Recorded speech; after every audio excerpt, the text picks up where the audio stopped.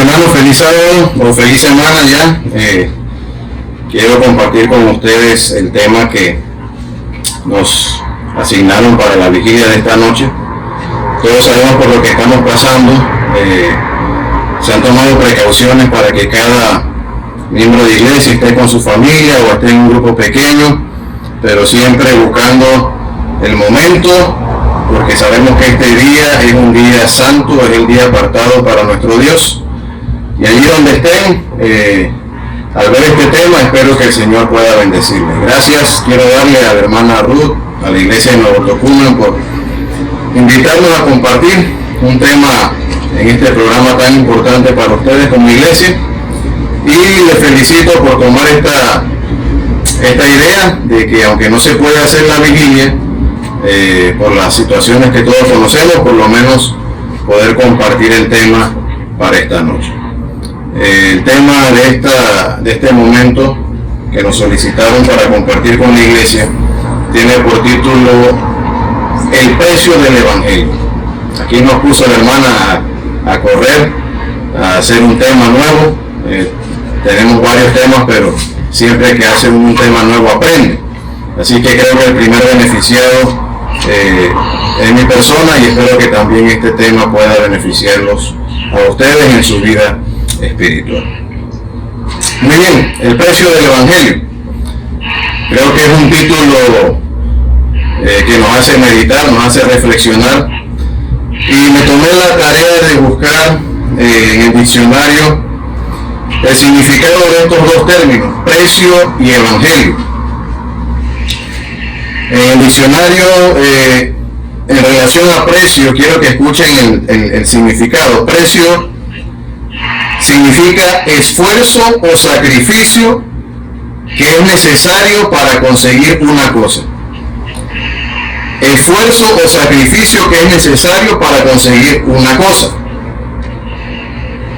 Cuando hablamos de precio, usted sabe, si usted quiere conseguir algo, comprar algo, usted tiene que pagar. Incluso si usted lo invitan a comer y usted no tiene que pagar, no crea que eso le salió gratis. Alguien tuvo que pagar por eso. En ese momento usted no pagó, pero alguien tuvo que pagar la cuenta que usted consumió. Le salió gratis a usted, pero la persona que lo invitó quizá tuvo que pagar el precio. Eso fue lo que costó de que usted comiera gratis. En todos los aspectos de la vida uno tiene que pagar por algo. Lo interesante es que este título del precio del Evangelio, a ver qué es el Evangelio, podemos darnos cuenta, y nos vamos a dar cuenta de hecho, de que el precio que se pagó, hermano, es extremadamente inalcanzable. Por eso es imposible ser salvo por algo que usted y yo podamos hacer. Así que ya sabemos qué significa precio. Es el esfuerzo o sacrificio necesario para conseguir una cosa. Evangelio, el significado es buenas nuevas. Designa o trata la historia de la vida y ministerio de Jesús. Mire que cuando uno va al diccionario, por lo menos el diccionario de Google, ¿no? Creo que es un diccionario muy completo, recopila una gran cantidad de información. Este término evangelio al principio se utilizaba para definir una buena noticia, pero luego de que Cristo vino a este mundo y podemos conocer la historia y el ministerio de Jesús, como que automáticamente se distinguió o se aplicó el término evangelio a lo que hizo Jesús, a lo que fue la vida de Jesús, a lo que fue el ministerio de Jesús. Así que el precio del evangelio, guiándonos por las definiciones del diccionario, podemos verlo como el esfuerzo o el sacrificio que hizo Jesús para que usted y yo hoy podamos decir que somos salvos por Cristo Jesús. Quiero compartir con ustedes algo que escribió Marcos. Marcos es uno de los 4 evangelistas. Noten que estamos utilizando la palabra evangelista también. Los evangelios. ¿Qué significan los evangelios? Cuando hablamos de los evangelios, se habla de la historia del ministerio de Jesús. Se aplica perfectamente a la definición. Y Marcos, en el capítulo 1, versículo 1, inicia su carta, su evangelio, con lo siguiente. Dice: principio del evangelio de Jesucristo, Hijo de Dios. Marcos inicia su evangelio, diciendo su evangelio, su escrito, su libro, diciendo de que esto que él va a escribir es el principio del evangelio de Jesucristo, y hace una declaración contundente: Hijo de Dios. Hay que recordar que Marcos le escribió mayormente a un público que no era judío. La carta de Marcos, o el evangelio de Marcos, su audiencia iba a ser más allá de los judíos. Tenía que ser bastante contundente o explícito en muchas de las cosas que iba a describir acerca de Jesús. Él no se mete mucho en cuestiones de costumbres judías, no se mete mucho en cuestiones de ley judía, sino que habla mucho acerca de las actividades o las acciones de Jesús. Si usted va a encontrar dentro de los 4 evangelios, el evangelio que tiene, por decirlo así, más acción es el evangelio de Marcos. No es el que tiene más capítulos, de hecho es el evangelio más corto, pero es el evangelio que tiene más sucesos, acontecimientos de lo que Jesús hizo. Porque Marcos quería enseñarle a la gente, fuera de los judíos, de que Jesús fue real. Él vino a cumplir una misión, y enseña entonces a la gente lo que hizo Jesús. Y entonces él lo vincula con el Antiguo Testamento, y esa es otra de las cosas que a mí me gusta siempre decirle a la iglesia y recordarle a la iglesia: no podemos nunca separar el Antiguo del Nuevo Testamento. Para el adventista del séptimo día eso es imperdonable. Antiguo y Nuevo Testamento es una sola cosa, es la palabra de Dios. Aquí no estamos de que nosotros somos la iglesia del Nuevo Pacto, que por acá, que el Nuevo Testamento, que esto, que el otro, no. La palabra, dice la Escritura en Timoteo, Pablo le dijo a Timoteo: toda la Escritura es inspirada por Dios. Y de hecho, el Nuevo Testamento, muchas de las cosas que en él están, no podrían ser entendidas a su plenitud, a su cabalidad, como lo entendemos ahora, si no es consultando el Antiguo Testamento. Hay muchas referencias, los evangelistas van a hablar de eso, el apóstol Pablo va a hablar de eso, Pedro habla mucho acerca de eso, Juan habla acerca del Antiguo Testamento, todas las referencias. El mismo Jesús le dijo a la gente que iba por el Maús: y ustedes, ¿por qué andan así? Andan tristones, esto, tal. Pero yo les voy a recordar que desde los profetas, pasando por los salmos y por Moisés, todo lo que se escribió se hablaba de Jesús. Así que el Antiguo Testamento es sumamente valioso.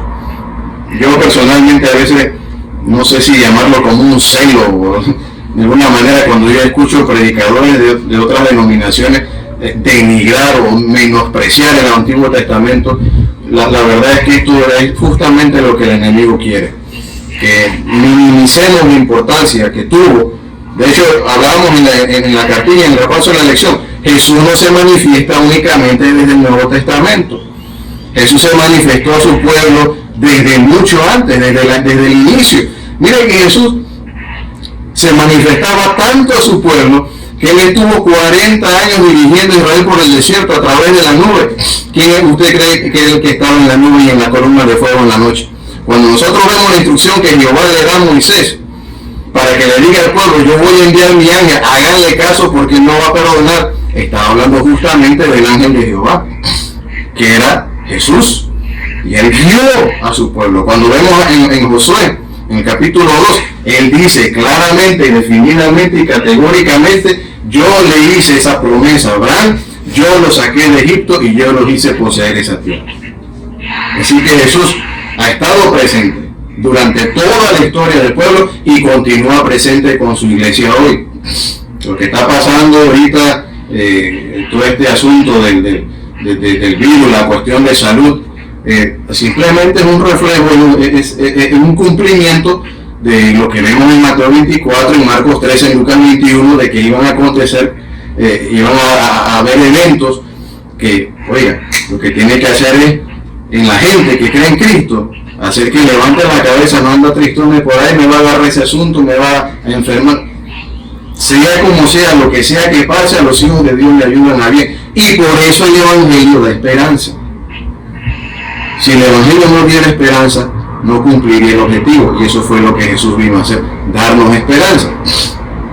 Así que Marcos liga o vincula esto en el versículo 2, diciendo como está escrito en el profeta Isaías. ¿Note? En el profeta Isaías: yo envío mi mensajero delante de tu faz, el cual preparará tu camino delante de ti. Voz del que clama en el desierto, preparad el camino del Señor, enderezad su senda. Hablando de quién? De Juan el Bautista, que era el que iba a cumplir ese objetivo, esa misión de preparar el camino al Mesías, a Cristo Jesús. Así que en relación al Evangelio, quiero rescatar eso que Marcos inicia contundentemente, de que el Evangelio es Jesucristo, el Hijo de Dios. Hay otro texto aquí en Marcos, en el capítulo 8, en el verso 34 y 35, que quiero compartir con ustedes. Se me hace un poco difícil porque no tengo dónde apoyar la Biblia y todo eso. Voy a tener que comprarme un púlpito aquí en la casa. Pero bueno, esto lo estoy haciendo porque ustedes me lo pidieron.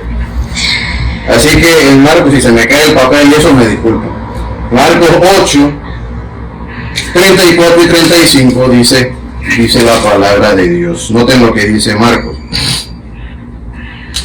Y llamando a la gente y a sus discípulos, les dijo: si alguno quiere venir en pos de mí, niéguese a sí mismo, tome su cruz y sígame. Todo el que quiera salvar su vida la perderá, y todo el que pierda su vida, oiga esto, por causa de mí y del Evangelio, la salvará. Así que si yo conecto el título del tema que nos pidieron que presentara, y de hecho no aprendo mucho, ¿cuál es el precio del Evangelio? A veces nosotros no podemos dimensionar el precio, porque ninguno de nosotros vamos a entender el sacrificio de Jesús a su cabalidad. Por eso es que la hermana White dice que el estudio de lo que hizo Cristo por nosotros va a ser lo que nos va a tomar tiempo, llevar tiempo. Vamos a disfrutar eso en el reino de los cielos. Nos va a llevar mucho estudiar eso, porque involucra muchas cosas. Incluso el apóstol Pablo dijo: este es el misterio de la piedad, el misterio. Así que cuando nosotros vemos que Jesús le está diciendo a su gente, y nos está diciendo a nosotros, porque también somos sus discípulos, cuando él dice: todo el que quiera salvar su vida la perderá, y todo el que pierda su vida por causa de mí y del Evangelio la salvará. De mí y del Evangelio. No puede haber Evangelio sin Cristo. Por eso hubo una declaración de Pablo que le decía, de hecho, Pablo mencionó cuando en Hechos, cuando él sale de Jerusalén, dice que llenó todo, hasta el ilírico, del Evangelio de Jesús. Él llenó todo del Evangelio de Jesús. Pero él sabía que había algunos lugares donde se estaba predicando a Jesús y él se iba para llenar de Cristo Jesús, de su Evangelio, otros lugares que no habían sido cubiertos. O sea, Jesús estaba siendo predicado. Pablo fue llamado para hacer obra de evangelista, y de hecho así le dice a Timoteo: haz obra de evangelista, cumple tu ministerio. Pero a la misma vez que Pablo estaba hablándole a otras personas acerca del Evangelio de Jesús, Jesús ya estaba siendo predicado. Ahora, estas palabras de Jesús en relación a perder su vida por causa de él y su Evangelio están íntimamente vinculadas por lo siguiente. Yo traje aquí lo siguiente: vida nueva.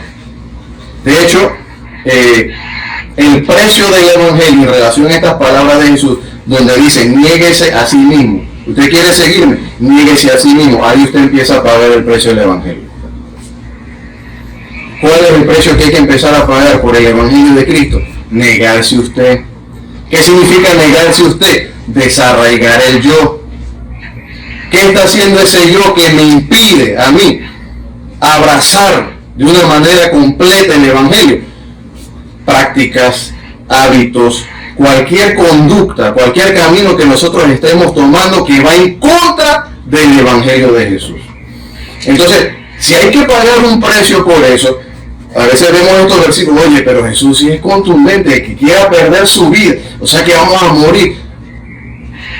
Y de una vez pensamos que es la vida así, como que alguien nos va a matar o algo. No, lo primero que hay que empezar haciendo es ir quitando, sí, pero la vida antigua. La vida antigua. Niéguese a sí mismo.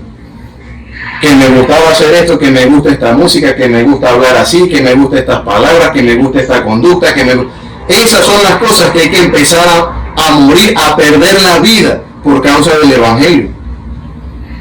Porque si yo pretendo vivir una vida, y miren que esto va justamente vinculado con la fe y las obras.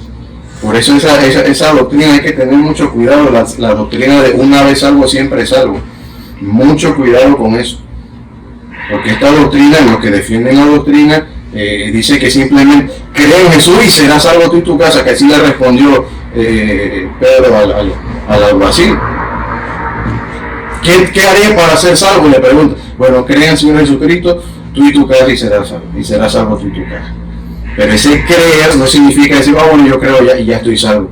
Y eso es justamente lo que predica esta doctrina, de una vez salvo, siempre salvo. Cuidado, porque ni siquiera Pablo dijo más bien, no que pretenda haberlo yo alcanzado, no pretendo haberlo ya alcanzado, sino que prosigo a la meta. Pablo siendo Pablo, que Pablo menciona algo aquí importante, de hecho voy a aprovechar ahora que estoy hablando de Pablo, en Romanos capítulo 1, versículo 1, menciona algo interesante acerca de el Evangelio, o sea, de quién era él, Pablo siendo Pablo. Romanos 1:1, Pablo, siervo de Jesucristo, noten cómo se identificaba él, Pablo, siervo de Jesucristo, llamado a ser apóstol, apartado para el Evangelio de Dios. O sea, Pablo fue apartado para el Evangelio.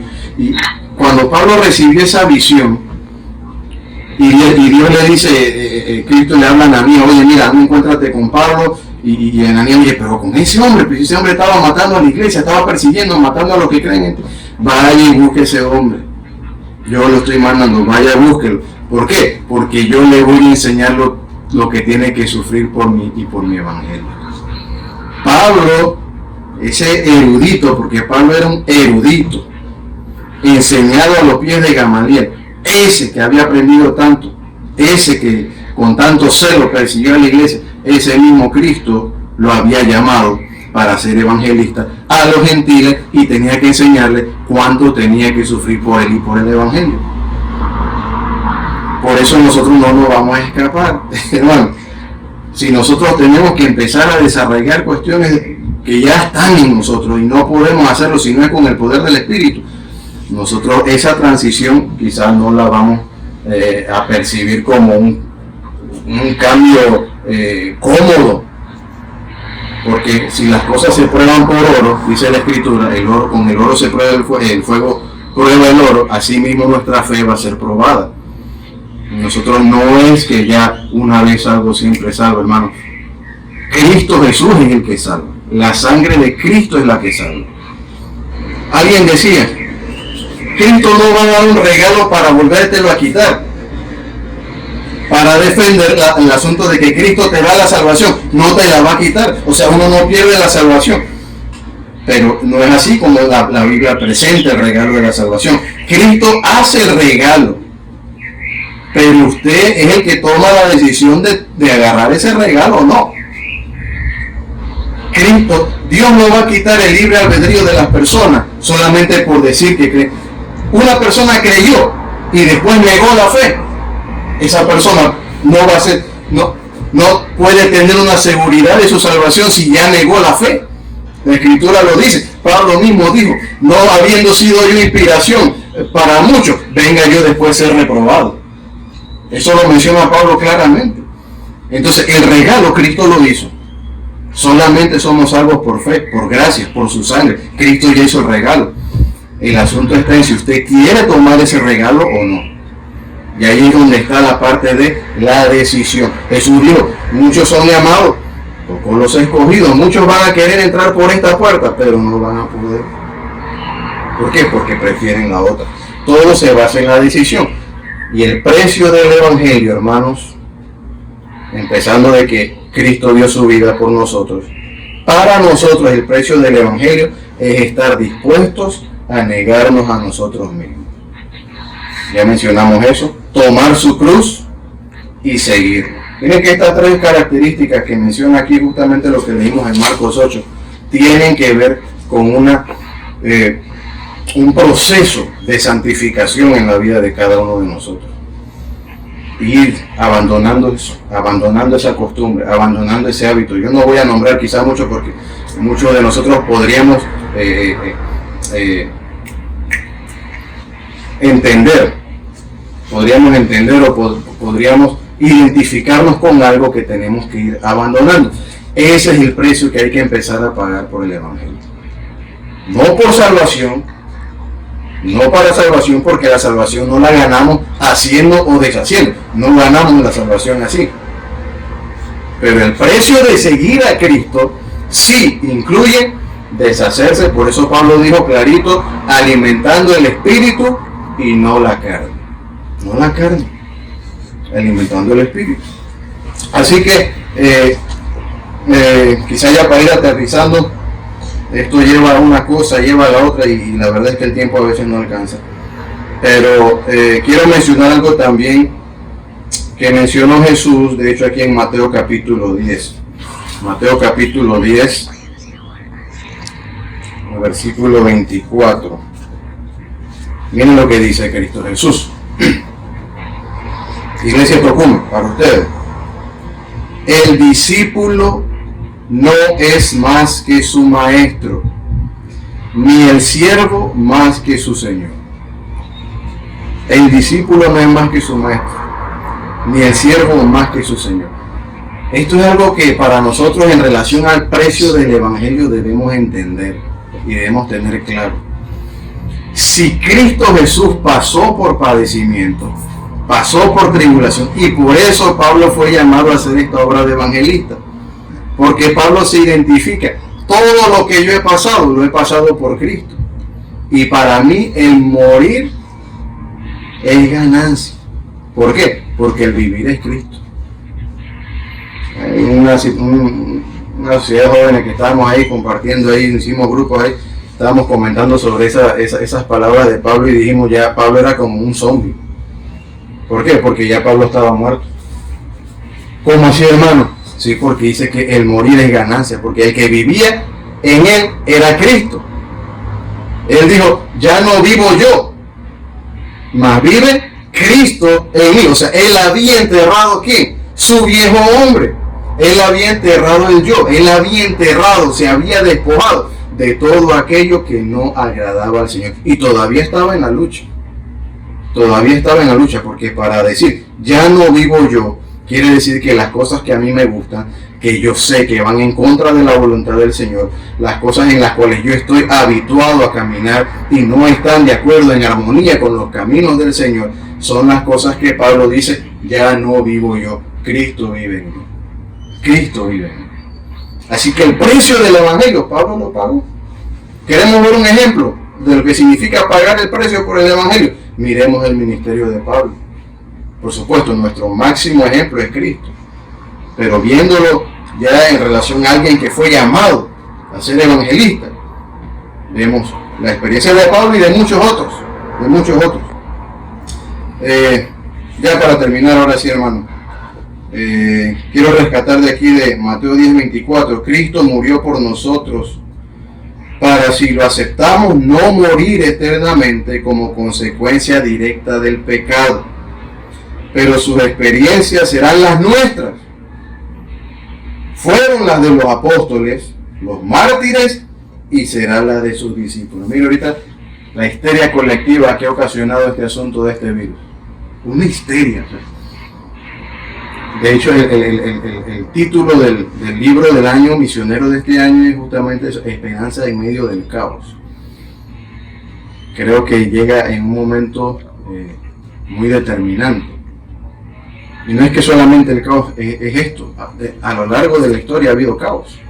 Pero esto pues se está manifestando de una manera global, de una manera más intensa, también por el asunto de los medios y todo lo demás, pero eso nos lleva a nosotros a entender que las cosas que Cristo dijo que iban a pasar, van a pasar. Bueno, esto pasa en una transmisión en vivo, ahí están ofreciendo cortar la hierba, pero acá tenemos una máquina, así que no, y hoy no se puede. Así que hermanos, el último texto que quiero compartir con ustedes también está en Marcos. Marcos capítulo 13. Marcos capítulo 13. Hay muchos textos que nos hablan acerca de ese precio del Evangelio. Marcos 13, y vamos a leer el versículo 10. Marcos 13, 10 dice de la siguiente manera: y es necesario que el Evangelio sea predicado antes a todas las naciones. Si hay un precio que pagar por el Evangelio en relación a que nosotros debemos despojarnos y entregarnos a Cristo en su totalidad, no es simplemente para conocer el Evangelio, sino también para compartirlo, para predicarlo. Hay muchas maneras de predicarlo. La predicación más contundente es el testimonio, la vida. Usted puede hablar muy bien, puede citar los textos de memoria, decenas de textos, de versículos, lo puede hacer. Pero si después de usted haber predicado y dado un sermón, haber hablado bonito, su vida manifiesto demuestra otra cosa de lo que usted dijo, tenga por seguro que ese evangelio o lo que yo voy a hacer en relación a lo que he presentado no va a estar de acuerdo a lo que Dios manifiesta en su palabra. Y lo que el Señor manifiesta aquí es que el evangelio debe ser predicado. Recuerden que los textos escatológicos, más que todo, los capítulos más proféticos de Cristo, por lo menos en el registro, están este de Mateo 24, justamente este capítulo de Marcos 13 y Lucas 21, donde hace referencia muchas veces y enfatiza la actitud de aquel que recibe el evangelio y que también debe. Mire que Pablo lo menciona así también. Él dice que predique el evangelio, que vamos a buscarlo aquí, creo que está en 1 Corintios 9, para que ustedes vean la manera en que Pablo menciona cómo él presenta el evangelio. 1 Corintios 9, versículo 16, dice: si anuncio el evangelio, no tengo por qué gloriarme, porque me es impuesta necesidad, y ay de mí si no anunciara el evangelio. Pablo sentía eso como una necesidad. Ay de mí si no anuncio el evangelio. Era un deber, era una tarea que él tenía que hacer. ¿Por qué? Porque él fue llamado para ser evangelista. Él fue llamado para predicar el evangelio. Lo vimos en Romanos 1:1. Por eso, si lo hago de buena voluntad, recompensa tendré. Pero si de mala voluntad, la comisión me ha sido encomendada. O sea que quiera o sea que no quiera, la comisión le fue encomendada. Yo no sé si usted siente que usted ha recibido esa comisión, pero a veces los asuntos no son de sentir. En esta iglesia, en este mensaje, el asunto no es basado por la emoción. La emoción no es la que basa las decisiones que yo tomo. Las decisiones que usted toma deben ser impulsadas por la convicción. Convertirse al evangelio, convertirse a la voluntad del Señor. ¿Cuál pues es mi recompensa? Pablo lo mencionó justamente. Predicando el evangelio, presente y gratuitamente el evangelio de Cristo, para no abusar de mi derecho en el evangelio. Y aquí hablamos de ya el tema del sostén, justamente de eso. Pablo dice: mire, yo puedo compartir este evangelio gratuitamente, y menciona ahí, aunque yo tengo derecho a recibir justamente los que viven del evangelio, los que predican el evangelio, justamente aquí en el capítulo 9, en el versículo 13 y 14, ordenó el Señor los que predican el evangelio, que vivan del evangelio. Pero Pablo lo entendía tan así, tan íntimamente conectado con el Señor, de que él era, esto es un deber, esto es un privilegio. y sea como sea, yo lo voy a compartir.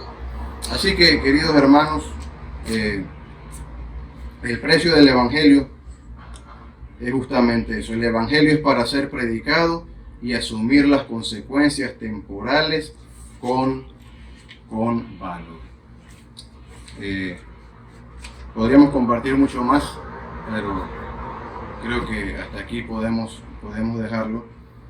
Hago un llamado a cada uno de ustedes ahí en la iglesia de Nuevo Tocumen para que, si fuimos llamados a este Evangelio, podamos tener también la convicción, el deseo de compartirlo con los demás, con tu compañero de trabajo, con tus amigos. Vas a una liga de softball, bueno, ya la liga, todo eso se suspendió, hermano, así que mire, si había que hacer trabajo, había que hacerlo.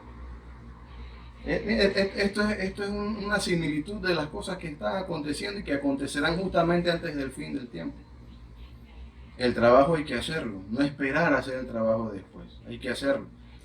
Pero el trabajo que usted más puede hacer constantemente es el testimonio que usted dé a aquellas personas que no conocen a Cristo, de que usted es un hijo de Dios por la manera en que usted se conduce.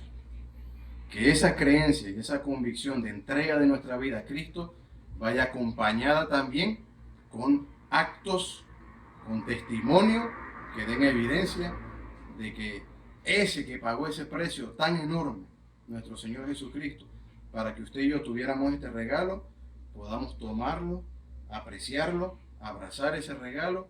Y como decía, creo que es ahí en Lucas, el que pone su mano sobre la vara y mira hacia atrás, no miremos hacia atrás, hermano. Sigamos adelante hacia el supremo llamamiento en Cristo Jesús, mencionó el apóstol Pablo. Dios les bendiga, hermanos, y que el Señor nos siga dirigiendo y siga dirigiendo.